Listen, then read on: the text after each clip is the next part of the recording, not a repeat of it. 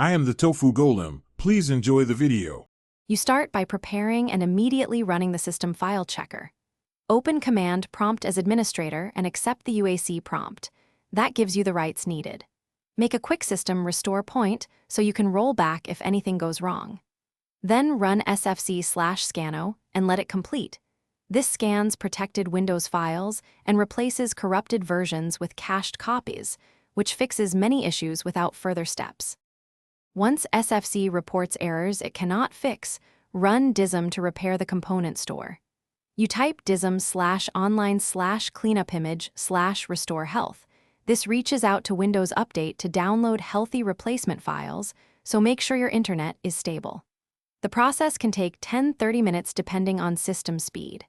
After dism completes successfully, run sfc/scano again, so SFC can finish by restarting your PC and checking that the issue is resolved.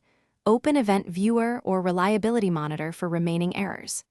If corruption persists, run chkdskc/f/r from recovery or a command prompt at boot to repair disk level errors that may cause file corruption.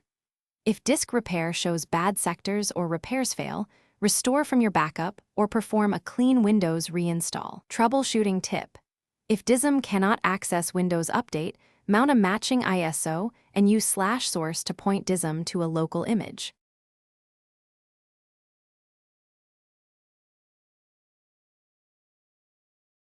Thanks for watching. Consider subscribing if we helped you today.